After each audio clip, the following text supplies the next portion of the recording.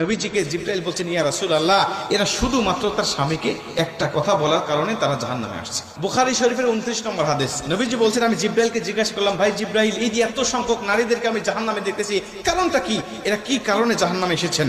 নবীজিকে জিবরাইল বলছেন, ইয়া রাসূলুল্লাহ, এরা শুধুমাত্র তার স্বামীকে একটা কথা বলার কারণে তারা জাহান্নামে আসছে। আল্লাহ তাদেরকে জাহান্নামে দিয়ে দিয়েছে। মুসলমান ভাইরা, আমি নবীজি বলছেন, ভাই জিবরাইল, কি লা ইয়াকফুরনা বিল্লাহ, এরা কি আল্লাহর সাথে কুফরি করার জন্য জাহান্নামে এসেছে? জিবরাইল বলছে, ইয়া রাসূলুল্লাহ, একজন মহিলাকে আল্লাহ কুফরি করার জন্য জাহান্নামে দেয় নাই। এখানে যাদেরকে দেখতেছেন সবাই স্বামীকে একটা কথা বলেছে। নবীজি বলছেন, কি কথা তুমি আমাকে বলো? জিবরাইল বলছেন, ইয়া রাসূলুল্লাহ, ইয়া হাবিবাল্লাহ, ওয়া ইয়াকফুরনাল আশিরা, এরা হলো স্বামীর অবাধ্য স্ত্রী, এরা হলো স্বামীর অবাধ্য স্ত্রী। তবে মাঝে মাঝে স্বামীকে একটা কথা বলতো, সেই কথাটা হলো, ক্বালাত মা রাআইতু মিনকা খায়রুন কাত্তু।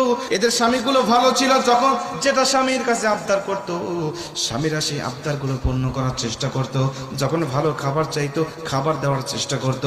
যখন ভালো পোশাক চাইতো, পোশাকটাও দেওয়ার চেষ্টা করত। যখন কোনো জায়গায় ঘুরতে যেতে চাইতো, ওই স্বপ্নপুরীর মতো, ওই ভিন্ন জগতের মতো জায়গায় যখন ঘোরানোর জন্য নিয়ত করত, স্বামীর সাধ্য পর্দার অবস্থার মধ্যে থেকে সেখানেও বেড়ানোর জন্য নিয়ে যাইত।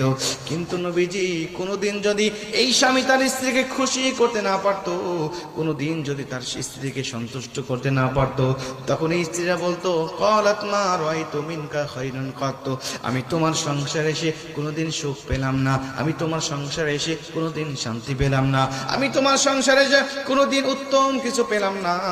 আমি মেয়ে বলেই তোমার সংসার করতেছি, অন্য কোনো মেয়ে হলে তোমার সংসার করতো না।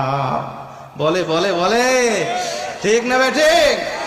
আমি কোনোদিন তোমার সংসারে এসে সুখ পেলাম না, শান্তি পেলাম না, উত্তম কিছু পেলাম না। আমি মেয়ে বলেই তোমার সংসার করতেছি, অন্য কোনো মেয়ে হলে তোমার সংসার করতোই না। নবীজি বলছেন, জিবরাইল বলছেন, ইয়া রাসূলুল্লাহ, ক্বালাত মা রাআইতু মিনকা খায়রুন কাত্তু, শুধু এই ছোট্ট কথা বলার কারণে আমার আল্লাহ এদের সবাইকে মাফ করেন নাই। আল্লাহ পাক তাদের সব আমলনামাগুলোকে বরবাদ করে দিয়ে জাহান্নামের মধ্যে ঢুকায় দিয়েছে।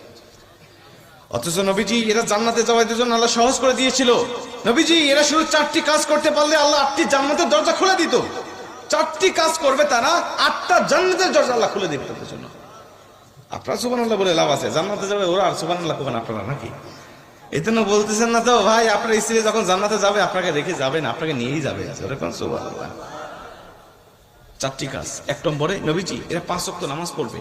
5 ওয়াক্ত নামাজ পড়বে ওয়াক্ত মতো, ওয়াক্ত শেষ হওয়ার পরে নয়, ওয়াক্তের শুরুতে নামাজটা পড়ে নিবে। 2 নম্বরে 30টা রমজানের রোজা রাখবে, তারা 1 মাস রোজা পালন করবে। 3 নম্বরে স্বামীর খেদমত করবে। 4 নম্বরে সতীত্বের হেফাজত তথা পর্দা করবে। সুবহানাল্লাহ। পর্দা করবে, সতীত্বের হেফাজত, পর্দা। এই 3টা, আগের 3টা আমল আমাদের মা বোনেরা মানতে রাজি আছে, কিন্তু পরেরটা এই সতীত্বের হেফাজত আর পর্দা, এই পর্দা এই বিষয়টা আমাদের মা বোনেরা মানতে চায় না।